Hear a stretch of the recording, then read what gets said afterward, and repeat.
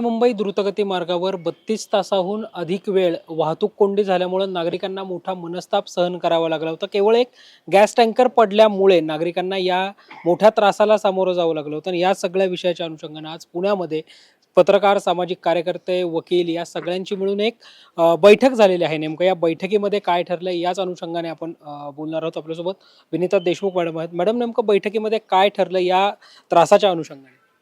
हो, त्या दिवशी जे झालं 32 तास सगळे लोक लाखो लोक तिथं तळमळत होते आणि इतकी इतकी मोठी पुणे मुंबई एक्सप्रेस असून सुद्धा जी 2 सिटीजना जोडलेली आहे म्हणजे पुणे आणि मुंबई, तरी सुद्धा कुठल्याही अथॉरिटीज तिथं तातडीने आले नाही.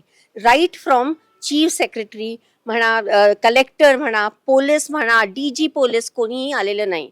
त्यामुळे आम्ही सगळे संतापलो आहोत. म्हणून आम्ही हे फोरम तर्फे आम्ही काही सल्युशन्स किंवा रेकमेंडेशन्स किंवा एम्पॉवरिंग सिटिझन्स हे सगळं आम्ही वी हॅव थॉट अबाउट दिस. तर ह्याचं नाव आहे पुणे मुंबई एक्सप्रेसवे फोरम. तर 3 गोष्टी आम्ही जे डिस्कस केलो आणि करणार आहोत. एक म्हणजे आम्ही पीपल्स SIT हे फॉर्म करणार आहोत, स्पेशल इन्व्हेस्टिगेटिव्ह टीम. त्याच्यात एक्सपर्ट्स वेगवेगळ्या जसे सिव्हिल इंजिनियर्स किंवा केमिकल इंजिनियर्स, लॉयर्स वगैरे वगैरे, पोलीस, हे सगळं मिळून एका महिन्यामध्ये हा रिपोर्ट आम्ही तयार करणार आहोत आणि we will be presenting it to the chief minister. तर मोर दॅन चीफ सेक्रेटरी, कारण आम्हाला असं वाटतंय की हे जे पूर्ण गव्हर्नमेंटचे ऑफिसर्स आहेत कुठल्याही डिपार्टमेंटचे महाराष्ट्रामध्ये, ते एकदम पॅरलाइज्ड झालेले आहेत आणि ते एफिशियंट काम करत नाहीत. दुसरं आम्ही जे करणार आहोत की आम्ही अपील करणार आहोत लोकांना की जे त्या दिवशी अडकले होते त्यांनी EFIR करावा. म्हणजे त्यांना पोलीस स्टेशनमध्ये जायचं काही कारण नाही. म्हणजे त्यांचा वेळ पण वाचेल आणि त्यांच्या कम्प्युटर किंवा मोबाईलवरून ते EFIR लॉन्च करू शकतात. आणि हे जे लॉन्च करतील FIR ते इंडिव्हिज्युअल असेल, असं जनरल नसेल की हो मी पण अडकले होते किंवा अडकलं होतं. त्याच्यासाठी आम्ही पूर्ण फॉर्म सारखं तयार करणार आहोत आणि सांगणार आहोत की कसं तुम्ही ते FIR लॉन्च करू शकता. तिसरी गोष्ट, आम्ही पत्र लिहिणार आहोत चीफ सेक्रेटरीला. ते मंगळवारपर्यंत जाईल की कुठले कुठले अथॉरिटीज आहेत ज्यांनी अजिबात ह्याच्याकडे लक्ष दिलं नाही, त्यांची रिस्पॉन्सिबिलिटी त्यांनी हाती घेतली नाही आणि त्यांना बुक करावं, त्यांच्यावर ॲक्शन करावं, असं हे पत्र तयार करून आमच्या सगळ्या सिग्नेटरीजनी आम्ही त्यांना पाठवणार आहोत. या सगळ्या प्रकरणानंतर जर आपण बघितलं तर जबाबदारी घेण्यासाठी अजूनही कोणी पुढे येताना पाहायला मिळत नाही. शक्य असणाऱ्या गोष्टी सुद्धा प्रशासनाकडून ज्या आहेत त्या झाल्या नव्हत्या. या सगळ्या अनुषंगाने आपण फोरमच्या माध्यमातून काय करणार आहोत? तर हे जे 3 गोष्टी आम्ही जे करणार आहोत त्याच्यावर खूपच सिटिझन प्रेशर येईल. कारण लोक पुढे आल्याशिवाय आणि दबाव ठेवल्याशिवाय हे असंच चालू राहणार आहे. कारण हे सिंगल इन्सिडेंट नाही आहे. भयानक ते ट्रक्स आणि कंटेनर्स रोज चाललेले असतात आणि असं भयानक प्रकरण परत परत येऊ शकेल. आणि तुम्हाला माहिती आहे की दुसऱ्या, तिसऱ्या, चौथ्या दिवशी पण ते ट्रकमुळे किंवा ॲक्सिडेंटमुळे पूर्ण एक्सप्रेसवे ठप्प झालेला आहे 3-4 तास. तर हे कंटिन्युअस प्रॉब्लेम असल्यामुळं आम्ही हे अथॉरिटीजना जबाबदार ठरवणार आहोत. एक्सप्रेसवे आणि वाहतूक कोंडी हे अलीकडच्या काळामध्ये बनत चाललेलं एक समीकरण आहे. अगदी विकेंडच्या दिवशी सुद्धा असा त्रास जो आहे तो अनेकांना होताना पाहायला मिळत असतो. या दृष्टिकोनातून सुद्धा म्हणजे 32 तासाची वाहतूक कोंडी आणि या सगळ्यानंतर नेहमी होणारी ही सगळी वाहतूक कोंडी, या अनुषंगाने सुद्धा फोरमच्या माध्यमातून काय उपाययोजना आपण करणार आहोत? डेफिनेटली. सर्वात पहिले तर ट्रॅफिक जाम हा टाळता आला असता. ज्या पद्धतीने तो डिझाईन केलेला आहे त्याच्या आजूबाजूला एक्झिट्स होते. ते जर मेजर्स जे आहेत हे वेळच्या वेळी घेतले असते तर चालू असतं. सर्वात महत्त्वाचं म्हणजे मिसिंग लिंक ह्या ऑलमोस्ट पूर्ण आहे, बरोबर आहे. तर ती रिस्क तर त्यावेळेला जर घेतली असती, ते डिसिजन घेतलं असतं चीफ सेक्रेटरी लेवलला किंवा CMD MSRDC लेवलला, तर डेफिनेटली हे पायलअप झालंच नसतं किंवा हा प्रसंग उद्भवलाच नसता. दुसरं, बऱ्याच गोष्टी या मुंबई पुणे एक्सप्रेसच्या टोल कॉन्ट्रॅक्टमध्ये आहेत. प्लस BOT टोल पॉलिसीमध्ये जे आहेत, ज्या गव्हर्नमेंट महाराष्ट्राने डिझाईन केलेल्या आहेत की ट्रॅफिक जाम झाल्यानंतर काय काय मेजर्स घ्यायचे, ते सगळं कागदावर आहे. पण दुर्दैवाने ज्याचा कॉग्निझन्स घ्यायला पाहिजे चीफ इंजिनियरपासून ते चीफ सेक्रेटरीपर्यंत, हा कोणीही घेतला नाही. आणि ह्या सगळ्या गोष्टी होतील. वी विल मेक शुअर या फोरमच्या माध्यमातून हा आम्ही दबाव आणू, या सगळ्या गोष्टी चालेल, जेणेकरून भविष्यामध्ये अशी घटना जर घडली तर हे पायलप होणार नाही किंवा हा लोकांना त्रास होणार नाही, हे आम्ही निश्चित वी विल मेक शुअर. सामाजिक कार्यकर्ते विजय कुंभार सर सुद्धा आहेत. सर, या सगळ्यानंतर फक्त मुख्यमंत्र्यांनी वन लाईन स्टेटमेंट दिले की या सगळ्याची आम्ही चौकशी करू, मात्र कुठली चौकशी होणार काय हे मात्र अजूनही गुलदस्त्यातच नेहमीप्रमाणे राहिल्याचं पाहायला मिळतंय. हे गुलदस्त्यामध्ये आहे, याचं कारण मुख्यमंत्री स्वतः या सगळ्याला जबाबदार आहेत. राज्याचा मुख्यमंत्री सगळ्यांचा पालक या राज्यातल्या लोकांचा म्हणून त्यांनी लक्ष द्यायला तातडीनं आवश्यक होतं. त्यांनी आता मोठी गाजावाजा करतायत आपल्या ई गव्हर्नन्स वगैरे वगैरे, काही क्षणामध्ये सगळी माहिती त्यांना मिळायला पाहिजे होती आणि त्यांनी सगळ्याचा कंट्रोल घ्यायला हवा होता.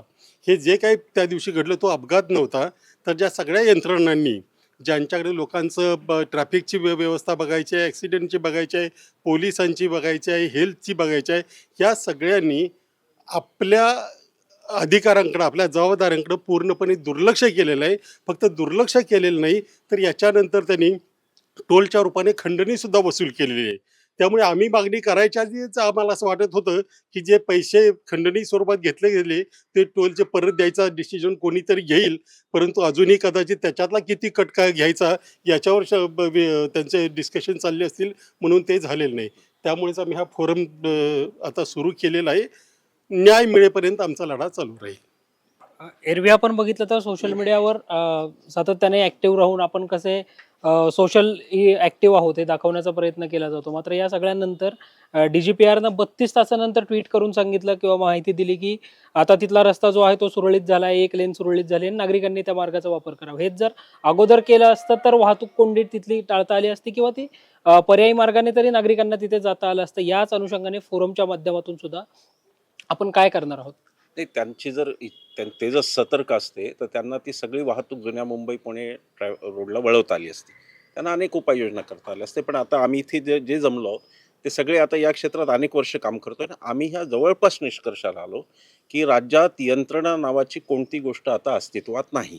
आणि म्हणून काय होईल की ह्याचं चौकशी करा अशी जर आम्ही मागणी केली तर कोणातरी अधिकाऱ्यांना जे मुख्यमंत्र्यांच्या फेवरेबल आहेत त्यांना ते देऊन ते चौकशी गुंडाळतील आणि मग कोणातरी किरकोळ शिपायावर दोषारोप होऊन जाईल. म्हणून आम्ही असं ठरवलं की नागरिक म्हणून आम्हाला पूर्ण अधिकार आहे आणि म्हणून आम्ही स्वतःचीच हा अभिनव प्रयोग राज्यातला असणार आहे की नागरिक स्वतःची SIT नेमतात, स्पेशल इन्व्हेस्टिगेशन टीम, ज्याच्यामध्ये त्या इन्सिडेंट्सबद्दल जबाबदाऱ्या पण निश्चित केल्या जातील, जबाबदार विभाग कोणते ते पण निश्चित केले जातील, त्याचबरोबर त्या उपाययोजना पण काही सांगितल्या जातील. आणि आम्ही आता म्हणजे मुख्यमंत्री असो किंवा मंत्री असो, आम्ही आता राजकीय लोकांकडून अपेक्षा पूर्ण सोडलेल्या आहेत. कारण आम्हाला माहिती आहे की ते 24/7 राजकारणाशिवाय काही करणार नाहीत. त्यामुळे आम्ही आता असं ठरवलं की आम्ही जे आमचे नोकर म्हणजे राज्याचे मुख्य सचिव, वेगवेगळ्या विभागाचे सचिव, वेगवेगळ्या विभागातले अधिकारी, आता आम्ही आमच्या नोकरांना जाब विचारू, हे आम्ही आज ठरवलंय. सर, या सगळ्यामध्ये कायदेशीर अँगल काय करता येऊ शकतो आणि या सगळ्यावर कारवाई होऊ शकते का? हा चौकशी आयोगाचा जो एक नवीन पायंडा आपण पुन्हा पाडतोय, म्हणजे खूप वर्षांपासून अशा प्रकारच्या चौकशा लोक करायचे आणि त्या बंद झाल्या होत्या, परंतु आता हा एक लोकदबाव नवीन स्वरूपात पुन्हा सुरू करणं आवश्यक आहे. कारण की मी जरी वकील असलो तरी माझ्यासोबतचे सगळेजण वकील नाहीत आणि ते म्हणतात की आमचा काही न्यायालयात जाण्यावर खूप विश्वास नाही, वेळ खूप जातो आहे. त्यामुळे लवकरात लवकर काहीतरी निर्णय होण्याची गरज आहे या सगळ्या प्रश्नावर. आता इथे ज्या ट्रॅफिक जॅममध्ये लोक अडकले, फसले, त्यांचे हाल झाले, दुरावस्था झाली, ते सगळं मानवी हक्कांचं उल्लंघन आहे. परंतु आत्ताच्या सरकारला मानवी हक्क शब्द हा काही आवडत नाही, त्यांना माणसंच आवडत नाही बेसिकली. त्यामुळे मानवी हक्क हा शब्द त्यांच्या आवडीचा नाही आहे, पण मानवी हक्कांचं खूप मोठं उल्लंघन झालेलं आहे. आणि त्यामुळे सगळ्यांचे जे प्रश्न आहेत वेगवेगळ्या FIRच्या स्वरूपात ते मांडले पाहिजे अशी सूचना सगळ्यांनी दिलेली आहे. तर तसे FIR दाखल होतील.